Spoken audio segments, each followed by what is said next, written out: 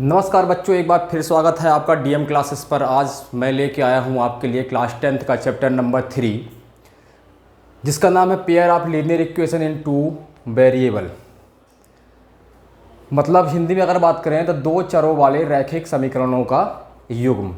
तो देखिए इस चैप्टर पे जो है हमको जो दो चरों वाले रैखिक समीकरण पढ़ने हैं, मतलब टू वेरिएबल्स वाले क्या करने हैं, यहाँ पे इक्वेशंस हमको सॉल्व करना है। अलग अलग डिफरेंट टाइप की क्या आएंगी, मेथड्स आएंगी, जिनके थ्रू अपन क्या करेंगे, इन इक्वेशंस के जो वेरिएबल्स होंगे, जो चर होंगे, उनकी वैल्यू क्या करेंगे यहाँ पे हम फाइंड करेंगे मेरे प्यारे बच्चों। आज की क्लास पे अपन जो है इसके बारे में थोड़ा बेसिक इंट्रोडक्शन देखेंगे कि दो चरों वाले जो क्या होते हैं रैखिक समीकरण होते हैं, उनको कैसे सॉल्व करते हैं अपन, कैसे इनका जो बेसिक कॉन्सेप्ट है वो कैसे क्लियर कर सकते हैं। आज की क्लास पे हम इसके बारे में डिस्कशन करेंगे मेरे प्यारे बच्चों। चलिए हम इस क्लास को आज स्टार्ट करते हैं। देखिए इस क्लास पे सबसे पहले हमारे पास जो आ रहा है वो आ रहा है क्या, pair of linear equation. Pair मतलब क्या होता है कि दो कोई इक्वेशन लेना है हमको। अब बात किसकी आ रहा है, लीनियर। लीनियर मतलब क्या होता है, लाइन, मतलब लाइन का कोई इक्वेशन हमको यहाँ पे क्या करना, उठाना है। मतलब दो चरों वाले रैखिक समीकरण, कौन से, रेखा को बनाने वाले जो समीकरण हैं उन समीकरणों को लेना है, जिनका युग्म लेना है। युग्म मतलब पेयर लेना है हमको। तो सबसे पहले बात करते हैं कि चर क्या होते हैं और अचर क्या होते हैं, मतलब वेरिएबल क्या होते हैं और कांस्टेंट क्या होते हैं मेरे प्यारे बच्चों। देखिए जो वेरिएबल होते हैं ना, क्या होते हैं जो वेरिएबल मतलब क्या होता है, कोई नोन क्वांटिटी जो हमको क्या होती है, ज्ञात होती है। क्या होती है, जो ज्ञात होती है उसको हम क्या बोलते हैं, हम उसको बोलते हैं चर। जैसे हमने क्या किया कि इक्वेशन लिखा ax plus B Y plus C equal to कितना ले लिया हमने, 0 ले लिया। तो इस इक्वेशन पे कांस्टेंट क्या होता है, कांस्टेंट देखिए वेरिएबल होता है नॉन क्वांटिटी। वेरिएबल क्या होता है यहाँ पे, नॉन क्वांटिटी मतलब ज्ञात, और कांस्टेंट क्या होता है, अननोन क्वांटिटी जिसको बोल सकते हैं। सॉरी थोड़ा सा गलत बताया यहाँ पे मैं। वेरिएबल मतलब होता है, वेरिएबल मतलब क्या होता है, वेरिएबल मतलब होता है जो अननोन क्वांटिटी होती है, जिसको हमको क्या करना पड़ता है, निकालना पड़ता है या फाइंड करना पड़ता है, उसको हम क्या बोलते हैं, उसको हम जो है वेरिएबल कहते हैं। जो कांस्टेंट होता है वो होती है नॉन क्वांटिटी। नॉन क्वांटिटी मतलब कि जिसकी वैल्यू हमको पहले से ही पता रहती है, उसको निकालने की ज़रूरत नहीं है, उसको अपन लोग कांस्टेंट ये क्या बोलते हैं, अचर कहते हैं। तो इस पे देखिए जैसे हम बात करें अगर, तो ये और ये, इसमें जो x लगा हुआ है ना और y लगा हुआ है, ये दोनों किसके कैटेगरी पे आ गए, चर या वेरिएबल के कैटेगरी पे आ गए। और जो ये c है वो c क्या हो गया, हमारा कांस्टेंट हो गया। क्या हो गया, c जो था वो यहाँ पे क्या कहला जाएगा, हमारे पास कांस्टेंट को रिप्रेजेंट करेगा, मतलब अचर को रिप्रेजेंट करेगा। किसको रिप्रेजेंट करेगा यहाँ पे, अचर को। जो x है वो किसको रिप्रेजेंट करेगा, यहाँ पे चर को रिप्रेजेंट करता है। तो ऐसे इक्वेशंस हमको क्या करने हैं, यहाँ पे ये एक लाइन का इक्वेशन लिखा हुआ है। हम इस इक्वेशन के थ्रू जब क्या करेंगे, इसको सॉल्व करेंगे, एक्स वाई की वैल्यू निकालेंगे, तो यहाँ से क्या बनेगी, जब ग्राफिकली या जियोमेट्रिकली इसको क्या करेंगे, रिप्रेजेंट करेंगे, तो हमको एक लाइन बनती हुई दिखाई पड़ेगी। तो एक चीज़ और ध्यान रखना है कि यहाँ पे जो है ना a और b कभी भी 0 नहीं होना चाहिए। ये हमारे पास क्या हो गया, लीनियर इक्वेशन लिखा है। लीनियर इक्वेशन मतलब रैखिक समीकरण है। तो ये क्या है, हमारे पास लीनियर इक्वेशन है, जिसको अपन लोग क्या बोलेंगे, रैखिक समीकरण कहेंगे। लीनियर इक्वेशन मीन्स क्या हो गया, यहाँ पे रैखिक समीकरण हो गया। अब इस समीकरण पे अपन को एक चीज़ और ध्यान रखना है कि जो a और b है, क्या है यहाँ पे, जो a और b है, a और and b is not equal to 0, मतलब a और b की वैल्यू जो है 0 नहीं होनी चाहिए, पहली बात। नंबर दूसरी बात क्या है कि हमको ये देखना कि a square plus b square की वैल्यू भी 0 नहीं आनी चाहिए, तभी हम क्या कह पाएंगे उसको कि लीनियर इक्वेशन बोल पाएंगे। तो देखिए यहाँ तो हम एक लीनियर इक्वेशन की बात कर रहे हैं, लेकिन हमारा जो चैप्टर है ना उसमें पेयर बोला है। क्या बोला है, pair of linear equation in two variable means युग्म बनाने हमको रैखिक समीकरणों के, जो युग्म क्या है इस प्रकार होंगे। देखिए जैसे हमारे पास क्या है कि जो जनरल फार्मूला हो गए, कौन सी फार्मूला है, जनरल फार्मूला, ठीक है। जनरल फार्मूला जो होंगे, हमारे बेसिक फार्मूले जो होंगे, आधार वाले जो फार्मूले होंगे, जिनके थ्रू अपन क्या करेंगे, इस पूरे चैप्टर को सॉल्व करेंगे, वो होंगे हमारे पास। जैसे मान लीजिए a1x plus b1y plus c1 equal to 0, ये पहला इक्वेशन हो गया, जिसको हम इक्वेशन नंबर क्या मान चलेंगे, फर्स्ट इक्वेशन मान चलेंगे। सेकेंड इक्वेशन हो जाएगा हमारे पास a2x plus b2y plus c2 equal to क्या हो गया, 0 हो गया। ये हमारे पास क्या आएगा, सेकेंड इक्वेशन आएगा। दोनों के लिए क्या होंगी, यहाँ पे एक अलग अलग कंडीशंस होंगी। दोनों के लिए कौन कौन सी अलग अलग कंडीशंस होंगी? जैसे पहली कंडीशन होगी कि यहाँ पे हम देखेंगे कि A1 is not equal to 0 और B1 भी इज़ नॉट इक्वल टू 0, और हो जाएगा इसमें A1 का स्क्वायर प्लस B1 का स्क्वायर इक्वल टू भी 0 के नहीं होना चाहिए। सेम स्टोरी इधर पे आ जाएगी कि A2 is not equal to 0, B2 is not equal to 0 और A2 का स्क्वायर प्लस B2 का स्क्वायर भी जो है वो 0 के इक्वल नहीं होना चाहिए। तभी हम इसको क्या बोल पाएंगे कि ये जो है हमारे कौन से इक्वेशन है, लीनियर इक्वेशन है, किसके, टू वेरिएबल्स के मेरे प्यारे बच्चों। देखिए अब देखिए हम जो है क्वेश्चनों की तरफ बढ़ेंगे, और क्वेश्चनों की तरफ जब बढ़ेंगे तो देखिए सबसे पहले तो ये बेसिक चीज़ें हो गई। क्लास 9th में भी हमने पढ़ा हुआ है इसके बारे में, थोड़ा सा बेसिक कॉन्सेप्ट क्लियर किया हुआ है। क्लास 10th में जो है थोड़ा सा इसके बारे में डीपली है, और हमको अलग अलग मेथड से इनको क्या करना है, सॉल्व करना है, हमने जैसा कि स्टार्टिंग में ही आपको बताया हुआ है। तो देखिए अब थोड़ा सा हम क्या करते हैं कि क्वेश्चंस की तरफ चलते हैं। जब क्वेश्चन की तरफ बढ़ेंगे तो थोड़ा हमको ज़्यादा स्टोरी क्या होगी इसकी क्लियर होती चलेगी मेरे प्यारे बच्चों। देखिए सबसे पहले क्या करना है आपको कि जो पहली वाली एक्सरसाइज है, कौन सी एक्सरसाइज है, 3.1 है। 3.1 पे हमको देखना है कि कुछ हमको क्या होगा कि वर्ड प्रॉब्लम्स दी होंगी। वर्ड प्रॉब्लम्स के थ्रू हमको दो इक्वेशंस क्या करनी है, फॉर्म करनी है। किसकी, दो चर की, मीन्स दो वेरिएबल की हमको क्या करना है कि इक्वेशंस बनानी है। फिर उनको जो है ग्राफिकली सबसे पहले तो अपन जियोमेट्रिकली उसको रिप्रेजेंट करेंगे, एल्जेब्रिकली सॉरी, पहले एल्जेब्रिकली रिप्रेजेंट करेंगे, फिर उसको जियोमेट्रिकली क्या करेंगे अपन, मीन्स ग्राफ के थ्रू उसको अपन रिप्रेजेंट करेंगे। तो देखिए जो हमारे पास एक्सरसाइज आ रही है, कौन सी एक्सरसाइज आ रही है, एक्सरसाइज जो हमारे पास है एक्सरसाइज 3.1 प्रश्नावली कौन सी आ रही है हमारे पास, 3.1। तो इस एक्सरसाइज में पहला क्वेश्चन जो दे रहा है उसको हम एक लाइन से अंडरस्टैंड करेंगे और देखेंगे कि इक्वेशन अपन कैसे बना सकते हैं मेरे प्यारे बच्चों। तो पहला क्वेश्चन जो है हमारे पास इस एक्सरसाइज का, वो बोल रहा है Aftab tales his daughter. Aftab ने क्या बोला, अपने बेटी से बोल रहा है, कौन, आफ्ताब। क्या बोल रहा है कि 7 ईयर अगो, 7 साल पहले, 7 ईयर अगो, आफ्ताब ने कहा अपनी बेटी से कि 7 साल पहले I was 7 times as old as you, मैं जो था वो क्या था कि जितनी उम्र तुम्हारी अभी है उसका मैं क्या था, तुम्हारी एज का 7 टाइम्स था, मतलब 7 गुना था। कौन बोल रहा है, आफ्ताब। किससे, अपनी बेटी से। क्या बोल रहा है कि 7 साल पहले जो मैं था वो क्या था कि तुम्हारी उम्र का, जो अभी प्रेजेंट में तुम्हारी उम्र है उसका क्या था, 7 टाइम्स था। Where then also 3 year from now, means 3 साल के बाद, किसके बाद, 3 साल के बाद, अभी से 3 साल के बाद जो है मैं तुम्हारी एज का क्या हो जाऊंगा, 3 गुना हो जाऊंगा, मतलब 3 टाइम्स हो जाऊंगा। तो इसका जो इन्फॉर्मेशन ये दे रहा है कौन, आफ्ताब। इसके इन्फॉर्मेशन को हमको जो है सबसे पहले एल्जेब्रिकली रिप्रेजेंट करना है।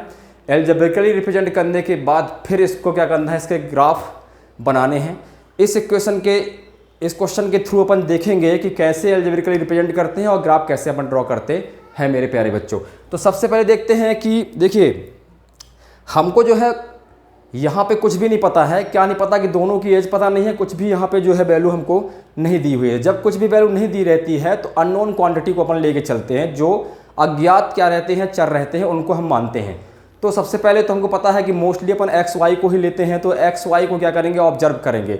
तो एक्स वाई को ऑब्जर्व करने के लिए अपन क्या करेंगे कि दोनों को, किसको, हमको यहाँ पे जो है ना आफ्ताब की या उसकी बेटी की एज देखना है। क्या देखना है, एज। तो आफ्ताब और उसकी बेटी की एज लेंगे जब, तो देखिए कैसे करेंगे। सबसे पहले जब सॉल्व करेंगे इसको तो लिखेंगे लेट टू बी, क्या लिखा हमने, लेट टू बी आफ्ताब, क्या, आफ्ताब प्रेजेंट एज, क्योंकि देखिए जो वो बात कर रहा है ना वो अभी की एज को लेकर कर रहा है। किसको बात कर रहा है, वो अभी की एज को लेकर, इसलिए हमने लिखा let to be Aftab present age equal to, हमने ले लिया कितना, एक्स ईयर। कितना लिया हमने, एक्स, और उसकी बेटी भी है यहाँ पे, तो उसकी बेटी का भी एज लेंगे। तो हिज, क्या लिखेंगे अपन, हिज डॉटर एज, मीन्स उसकी बेटी की एज कितनी हो गई, वाई ईयर। तो हम देखा हमने कि क्या माना आफ्ताब की उम्र, आफ्ताब की उम्र कितनी है, x ईयर है, और उसके बेटी की उम्र, बेटी की जो उम्र है हमने कितनी मानी है, y ईयर ली हुई है। तो देखिए आफ्ताब की उम्र कितनी हो गई, x ईयर, और उसकी बेटी की उम्र कितनी हो गई मेरे प्यारे बच्चों, यहाँ पे y ईयर हो गई। अब देखिए अब कंडीशन के अकॉर्डिंग चलेंगे अपन, किसके अकॉर्डिंग चलेंगे अपन, कंडीशन के अकॉर्डिंग। तो वो उसने बोला हुआ है कि Aftab tales his daughter 7 year ago. तो देखिए 7 ईयर आगो मतलब 7 साल पहले, 7 साल पहले, 7 साल पहले जो है ना दोनों की एज जो होगी वो क्या हो जाएगी, चेंज हो जाएगी। 7 साल पहले मतलब जैसे देखिए अगर हम हमारे पास अभी हमारी प्रेजेंट एज अगर मान लो 30 साल है, तो 7 साल पहले कितनी रही होगी, हम 7 उसमें क्या कर देंगे, माइनस कर देंगे, तब तो पता चलेगा कि 7 साल पहले कितनी एज रही होगी। तो यहाँ पे हमारे पास लेंगे 7 ईयर अगो या 7 साल पहले किसकी age, Aftab age, Aftab age. तो कितनी देखिए प्रेजेंट में कितनी एक्स है, तो 7 साल पहले कितनी हो जाएगी, एक्स माइनस 7 ईयर। और डॉटर एज उसकी लड़की की एज कितनी हो जाएगी बताओ, उसकी लड़की की एज डॉटर एज हो जाएगी कितनी, वाई माइनस 7 ईयर। अब अकॉर्डिंग टू क्वेश्चन जाएंगे अपन, क्या जाएंगे यहाँ पे, अकॉर्डिंग टू क्वेश्चन जिसको बोलते हैं ATQ। अकॉर्डिंग टू क्वेश्चन क्या बोल रहा है कि 7 साल पहले जो है ना, I was 7 times as old as you, मैं जो हूँ वो क्या था, 7 गुना था। मीन्स जो उसकी एज है किसकी, आफ्ताब की, वो जो है उसके डॉटर की एज जो रही होगी 7 साल पहले, उसका कितना था, वो 7 टाइम्स था। उसने क्वेश्चन पे क्या किया हुआ है, यहाँ पे बोला हुआ है मेरे प्यारे बच्चों। तो यहाँ पे क्या हुआ देखिए, x माइनस 7 इक्वल टू 7 का मल्टीप्लाई किया तो 7y माइनस कितना हो गया, 49। ट्रांसपोजिंग करेंगे, जो चर हैं जो वेरिएबल्स हैं उसको क्या कर लेंगे अपन, एक तरफ लेके आ जाएंगे। तो यहाँ पे हो गया x minus 7y equal to minus 49 plus 7। तो यहाँ पे हो गया x minus 7y equal to कितना आ गया, माइनस का 42। इक्वेशन नंबर बन गई यहाँ पे 1। कौन सी इक्वेशन बन गई, 1 इक्वेशन यहाँ पे हमारे पास फॉर्म हो गई। चाहो तो आप इसको इस तरफ भी ट्रांसपोज कर सकते हो, लेकिन ज़रूरत नहीं है, जब सॉल्व करेंगे है तो वही हमारे पास लीनियर इक्वेशन ही बन गया है। ये हो गया, 2 वेरिएबल हो गए हमारे पास, 2 चर हैं, और ये क्या हो गया, ये कांस्टेंट वैल्यू हो गई, मतलब ये अचर आ गया। तो अब देखिए दूसरी कंडीशन की तरफ चलते हैं अपन, किस तरफ चलते हैं अपन, दूसरी कंडीशन की तरफ, कि दूसरा कंडीशन उसने क्या बता रहा है। क्योंकि देखिए हमको पेयर ऑफ लीनियर इक्वेशन बनाने हैं यहाँ पे, मीन्स रैखिक समीकरण बनाने हैं, वो भी के युग्म हमको यहाँ पे देखना है। मतलब 2 इक्वेशन फॉर्म होगी, 2 इक्वेशन को ही अपन क्या करेंगे, जब ये अपन ने क्या किया अभी, ये एल्जेब्रिकली रिप्रेजेंट किया, फिर इसको ग्राफिकली जब रिप्रेजेंट करेंगे तभी जब वो लाइंस दो जहाँ पे इंटरसेक्ट कर रही होंगी, तो वो सोल्यूशन को क्या करेंगी, एक्स वाई के सोल्यूशन को वहाँ पे रिप्रेजेंट कर देंगी मेरे प्यारे बच्चों। तो सबसे पहले देखते हैं अपन, देखिए कि यहाँ पे हमारे पास क्या बोल रहा है, सेकेंड कंडीशन बोल रहा है। सेकेंड कंडीशन क्या बोल रहा है कि 3 year from now, 3 year from now, 3 साल बाद, कितने बाद, 3 साल के बाद, जो किसकी एज होगी, आफ्ताब की, ताब एज, 3 साल के बाद जो आफ्ताब की एज होगी ना वो कितनी हो जाएगी, अभी तो x थी, 3 साल के बाद जो होगी वो x प्लस 3 ईयर हो जाएगी, ठीक है। और डॉटर एज कितनी हो जाएगी, डॉटर एज जो होगी ना वो कितनी हो जाएगी मेरे प्यारे बच्चों, डॉटर एज जो हो जाएगी y प्लस 3 ईयर हो जाएगी 3 साल के बाद। क्योंकि हमको प्रेजेंट एज के थ्रू ही क्वेश्चन को सॉल्व करना है, मीडिएटर कौन है, प्रेजेंट एज है, यहाँ पे इसको ध्यान पे रखना है। तो फिर वो अकॉर्डिंग टू क्वेश्चन क्या बोल रहा है, देखिए अकॉर्डिंग टू क्वेश्चन वो बोल रहा है कि आई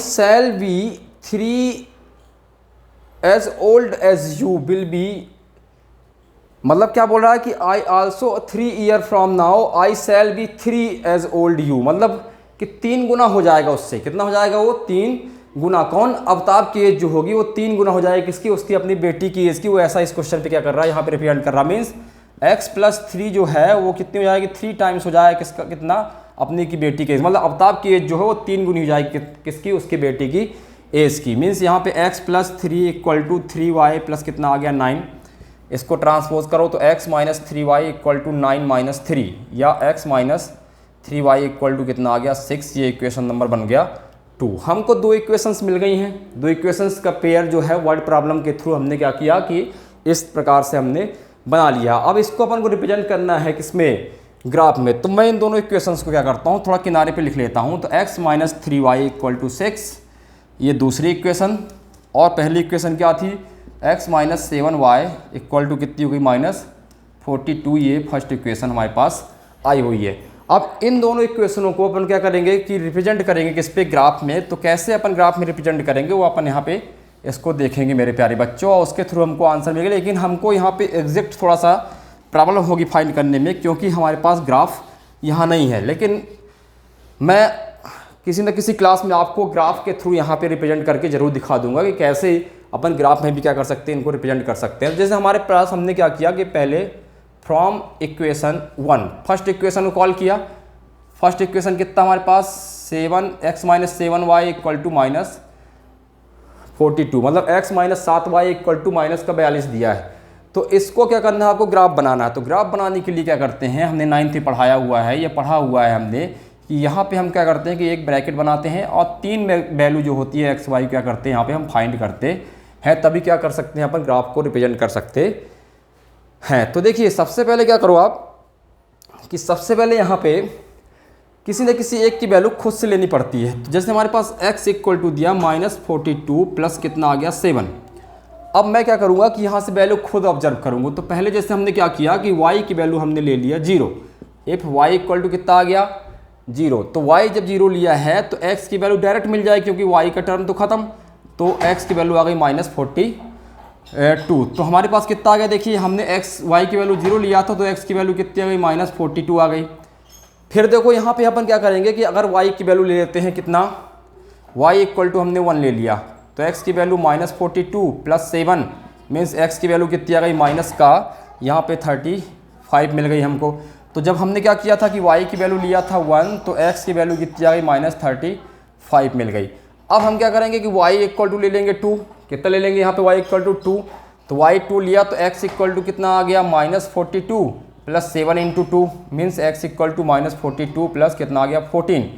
अब हम क्या करेंगे, इसमें माइनस करेंगे, तो यहाँ पे आ गया 8, और यहाँ पे क्या करेंगे अपन कि 3 में से 1 गया तो 228 आ गया। कितना आ गया 28, वो भी माइनस का आ गया। तो हमने जब 2 लिया था तो यहाँ मिल गया -28।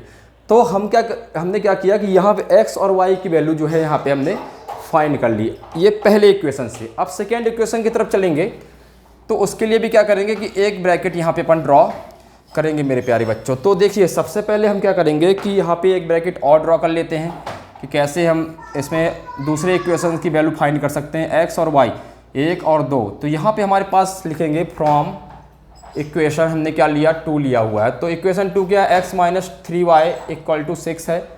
तो इसको फिर ट्रांसपोज कर दें तो x इक्वल टू 6 प्लस कितना हो गया 3y हो गया। अब देखिए सबसे पहले हम फिर से वही 0 से स्टार्ट करते हैं। y की वैल्यू हमने क्या लिया 0, तो x इक्वल टू आ गया 6। y लिया था हमने कितना 0, तो x आ गया कितना 6। अगर हम क्या करते हैं कि यहाँ पे अगर वैल्यू लेते हैं कितनी y की 1 ले लेते हैं, तो x इक्वल टू कितना जाएगा 6 प्लस 3, क्योंकि y का 1 रखेंगे तो 3 1 जा कितना हो जाएगा 3 ही आएगा, इसमें प्लस हुआ तो 9 आ गया। तो हमने जो y की वैल्यू कितनी ली थी 1 लिया हुआ था, तो x की वैल्यू कितनी मिल गई हमको 9 मिल गई। एक और ले सकते हैं कोई वैल्यू अपन, तो जैसे हमने y इक्वल टू ले लिया, मान के चलो यहाँ पे माइनस का 1 ले लिया है। कितना लिया है माइनस का 1, तो x इक्वल टू 6 इंटू -3 आ जाएगा, तो x इक्वल टू हो जाएगा 6 माइनस 3, तो x इक्वल टू मिल गया कितना 3। तो y की वैल्यू हमने लिया -1, तो x की मिल गई कितनी 3। देखिए दोनों इक्वेशन से हमने क्या किया है कि जो अचर था कौन x और y, उसकी वैल्यू हमने क्या कर दी यहाँ पे फाइंड कर ली, क्योंकि यहाँ पे क्या थे दोनों अननोन थे। ठीक है मेरे प्यारे बच्चों, तो अननोन को हमने किसने बदल लिया, नोन ने बदल लिया है, क्योंकि हम क्या कर सकते हैं केवल वेरिएबल्स की वैल्यू ही क्या कर सकते हैं यहाँ पे हम फाइंड कर सकते हैं मेरे प्यारे बच्चों। तो अब देखिए इन दोनों को क्या करेंगे अपन रिप्रेजेंट करेंगे किस पे, ग्राफ में। जब ग्राफ में इसको रिप्रेजेंट करते हैं ना, तभी हमको क्या मिलता है, लाइंस मिलती हैं। देखिए लीनियर इक्वेशन की बात हुई है तो गारंटी है आपको लाइन ही मिलेगी। क्या मिलेगी, लाइन मिलेगी, क्योंकि हमने देखा हुआ कि वेरिएबल्स की जो मैक्सिमम पावर है वो कितनी है 1 दी है। इसलिए हमने पढ़ा हुआ है कि जब वेरिएबल्स की मैक्सिमम पावर कितनी होती है 1 होती है मेरे प्यारे बच्चों, तभी वो क्या कहलाता है, लीनियर इक्वेशन कहलाता है। 2 होगा तो क्वाड्रेटिक, 3 हो जाएगा तो क्यूबिक, फिर 4 हो जाएगा तो कितना क्वाड्रिक। इस प्रकार क्या होती हैं आगे की तरफ पावर के अकॉर्डिंग अपन जो होते हैं वो पॉलिनोमियल्स को क्या करते हैं, डिफाइन करते हैं। तो देखिए यहाँ पे हम क्या करेंगे, सबसे पहले एक ग्राफिकली रिप्रेजेंट करने के लिए कार्टेशियन प्लेन बनाएंगे। क्या बनाएंगे, कार्टेशियन प्लेन। तो हमने कार्टेशियन प्लेन बनाया, तो जैसे प्लस का साइन बनाया तो ये ओरिजिन हो गया। क्या हो गया, ये ओरिजिन, ये है हमारा फर्स्ट क्वाड्रेंट जहाँ पे दोनों x और y क्या रहते हैं, सॉरी प्लस पे रहते हैं, दोनों क्या रहते हैं, x और y दोनों प्लस पे। ये हमारा सेकेंड क्वाड्रेंट होता है, यहाँ पे जो x होता है वो माइनस और ये y जो होता है वो किस पे जाता है, प्लस पे जाता है। यहाँ दोनों क्या रहते हैं, प्लस माइनस के माइनस के रहते हैं। इसको अपन थर्ड क्वाड्रेंट से रिप्रेजेंट करते हैं। ये होता है हमारा फोर्थ क्वाड्रेंट जिसको अपन लोग बोलते हैं क्या, प्लस और माइनस कहते हैं। ये हमारा हो गया कौन सी लाइन, वर्टिकल लाइन। ये कौन सी लाइन है, हॉरिजॉन्टल लाइन। जो वर्टिकल लाइन होती है वो वाई एक्सिस को रिप्रेजेंट करती है, हॉरिजॉन्टल लाइन जो होती है उसको एक्स एक्सिस को रिप्रेजेंट करती है। खड़ी हुई लाइन को अपन क्या बोलते हैं, वर्टिकल। पड़ी हुई लाइन को अपन क्या बोलते हैं, हॉरिजॉन्टल कहते हैं। ये पहला quadrant, second quadrant, third quadrant और फोर्थ क्वाड्रेंट हमारे पास क्या हुआ मेरे प्यारे बच्चों, यहाँ पे मिल गया। अब देखिए क्या करेंगे यहाँ पे कि इधर पे हम देखेंगे सबसे पहले कि ये x है, क्या लिखा हुआ है यहाँ पे x, तो इसको हम पार्टीशन करेंगे। देखिए x में जो है ना माइनस की तरफ ज़्यादा बड़ी वैल्यू आई तो अपन 5 का अगर लेके चलें तो ज़्यादा अच्छा हो सकता है काम। तो मैं 5 का अगर लेता हूँ बीच में, तो ये 5, फिर ये 10, फिर कितना हो गया मेरे प्यारे बच्चों, ये 5 के बाद 10 के बाद आ गया 15, 15 के बाद क्या आ जाएगा, 15 के बाद आ गया यहाँ पे 20, 20 के बाद आ गया मान लो 25। यहाँ भी अपन ले लेते हैं ऐसा, सेम डिस्टेंस पे लेके चलेंगे अपन, तो यहाँ पे हो जाएगा कितना, यहाँ पे हो गया 5, 10, 15 और 20। यहाँ भी बढ़ें तो यहाँ पे -5, -10, -15, -20, -25, -30, फिर आगे की तरफ आ जाओ -35 और माइनस का 35 के बाद क्या आ गया, माइनस का 40 और यहाँ कहीं 42 मिल जाएगा। फिर इसके बाद देखिए नीचे की तरफ भी अपन बढ़ सकते हैं, तो यहाँ पे -5 हो जाएगा, फिर क्या हो जाएगा -10, फिर -15, माइनस यहाँ पे कितना हो गया, -15 के बाद -20 और माइनस से कितना आ गया, -25 आ गया मेरे प्यारे बच्चों। अब देखिए इसको रिप्रेजेंट कैसे करेंगे। सबसे पहले अपन सर्च करेंगे कि जीरो कहाँ है, जीरो कहाँ है y पे, तो y पे जीरो तो यहीं पे रहेगा, ओरिजिन पे ही रहेगा। अब -43 जो है x का वो कहाँ मिलेगा मेरे को, यहाँ कहीं मिलेगा मेरे प्यारे बच्चों, x में मिलेगा। किस पे मिलेगा, x में। तो इसको मैं लिखूँगा -42 और 0, ये हमको मिल गया एक पॉइंट। ये पॉइंट हमको क्या है यहाँ पे मिल गया। अब आगे की तरफ बढ़ेंगे तो 1 y का है, तो ये यहाँ कहीं होगा। और इसके बाद क्या है कि 1 जो है y का, -35, तो -35 किसका है, x का है। तो हमको क्या करना है, -35 यहाँ पे देखना पड़ेगा मेरे प्यारे बच्चों कि कहाँ पे आ रहा है। देखो 0 हमारे पास ये दिया था और x में कितना आया था माइनस, और y हमारे पास ये है, तो -35 यहाँ कहीं आ जाएगा। तो ये पॉइंट हमको यहाँ कहीं पॉइंट जो है, जब इसको अपन यहाँ से ज्वाइन करेंगे ना 1 के साथ, तो ये पॉइंट हमको यहाँ पे कहीं पे रिप्रेजेंट होता हुआ दिखाई देगा। इसको मैं लिख देता हूँ कितना, -35 और 1। फिर आगे की तरफ और बढ़ेंगे मेरे प्यारे बच्चों, तो 2 और कितना है, -28, तो 2 और -28 तो ये 25 है, 28 यहाँ कहीं होगा और 2 थोड़ा सा ऊपर आ जाएगा उसके। तो ये हमको क्या हो गया, ये यहाँ पे 2 कहीं मिलता हुआ दिखाई पड़ेगा मेरे प्यारे बच्चों। तो इसको अपन लिख सकते हैं क्या, इसको लिख सकते हैं -28 और 2। देखिए ये तीनों पॉइंट को अपन जब ज्वाइन करेंगे ना, तो यहाँ से एक क्या बनेगी, हमको लाइन बनती हुई मिलेगी, जब इसको अपन क्या करेंगे, ऐसे ज्वाइन करेंगे। अब ये लाइन किससे मिली है हमको, जो इक्वेशन है उसको यहाँ लिख सकते हैं, x - 7y = -42 की लाइन ये क्या है हमको यहाँ पे रिप्रेजेंट हो गई। सेम स्टोरी इसमें भी, 0 और 6, तो y 0 है तो x कितना है हमारे पास, 6 है, तो 6 यहाँ कहीं मिल गया, मतलब ये वाला पॉइंट आ गया। ये क्या आ गया, 6 और 0। फिर इसके बाद आगे फिर बढ़ो तो 1 और 9, तो 1 कहाँ पे है, देखिए मेरे प्यारे बच्चों 1 जो है y का, तो वो यहाँ कहीं है 1, और कितना देखना है 9, तो 9 कहाँ पे रहेगा, कहीं यहाँ पे मिल जाएगा, तो एक ये मिल गया।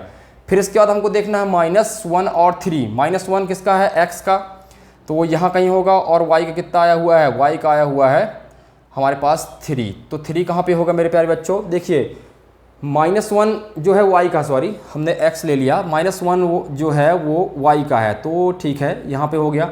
x का कितना है, 3 है, तो x का 3 जो होगा वो यहाँ कहीं मिलेगा मेरे प्यारे बच्चों। तो ये मिल गया एक और पॉइंट। इनको अपन जब ज्वाइन करते हैं ना, तो ये जो ज्वाइन जब करेंगे तो ये कहीं ना कहीं क्या होंगी, ये दोनों लाइनें जो हैं आगे जाके एक दूसरे को क्या करेंगे, इंटरसेक्ट करेंगी। जहाँ पे इंटरसेक्ट करती हैं तो वहाँ पे हम क्या करते हैं कि एक परपेंडिकुलर लाइन यहाँ ड्रॉ कर लेते हैं, एक परपेंडिकुलर लाइन x एक्सिस से, एक परपेंडिकुलर लाइन y एक्सिस से ड्रॉ करते हैं। ये परपेंडिकुलर लाइन जहाँ पे भी इनको क्या करती हैं, टच करती हैं, वही दोनों क्या होती हैं, x जो x को टच करेगी वो x की वैल्यू, जो y को टच करती है वो किसकी वैल्यू कहलाती है, y की वैल्यू कहलाती है मेरे प्यारे बच्चों। तो वो देखिए अभी क्या है कि यहाँ पे प्रॉपर नहीं आ पा रहा है, तो ये मेरे ख्याल से जो है ये 25 के समथिंग यहाँ पे y की वैल्यू मिल रही है, और ये 30 के समथिंग हमको क्या मिल रही है, यहाँ पे x की वैल्यू मिल रही है। मीन्स x इक्वल टू कितना आ गया, 30 आ गया है, और y की वैल्यू जो है और कम आएगी, क्योंकि बेटी की एज जो होगी वो किससे कम होगी। थोड़ा सा ग्राफिकली मिस्टेक हुआ यहाँ पे, उतना ज़्यादा क्लियर क्या है यहाँ पे नहीं आ पाया है, लेकिन समझाने के लिए या समझने के लिए जो है कॉन्सेप्ट ज़्यादा सही है, अपन इसको समझ चुके हैं। इसको जब अपन लोग ग्राफिकली रिप्रेजेंट करेंगे ना तो ज़्यादा प्रॉपर क्या होगा, मैं किसी दिन ग्राफ पेपर ला के आपको उसमें बना के क्या करूँगा, यहाँ समझा दूंगा, तो ज़्यादा क्या होगा, क्लियर हो जाएगा। आज की क्लास के लिए इतना ही मेरे प्यारे बच्चों। अभी इस एक्सरसाइज के 2 क्वेश्चन बचे हुए हैं, मैं कोशिश करूँगा कि अगले क्लास पे उन दोनों क्वेश्चनों को आपको एक्सप्लेन करूँ। आपको एल्जेब्रिक इक्वेशन बना के मैं बता दूंगा, आपको क्या करना है ग्राफिकली रिप्रेजेंट करके भी बताऊंगा, अगली बार ग्राफ लेके आऊँगा, और मे भी पॉसिबल है कि पूरी तरह से आपके कॉन्सेप्ट क्या हो जाएंगे वहाँ पे क्लियर हो जाएंगे मेरे प्यारे बच्चों। जो भी आपको समझ में नहीं आ रहा है आप कमेंट बॉक्स पे ज़रूर लिखें, पूरी कोशिश रहेगी कि अगली क्लास पे आपको जो है वो अंडरस्टैंड कराया जाए। आज के लिए इतना ही, आपका दिन शुभ हो, आपकी रात्रि शुभ हो, बहुत मेहनत करें, बहुत आगे बढ़े, इसी सब शुभकामनाओं के साथ बहुत बहुत धन्यवाद आप लोगों का।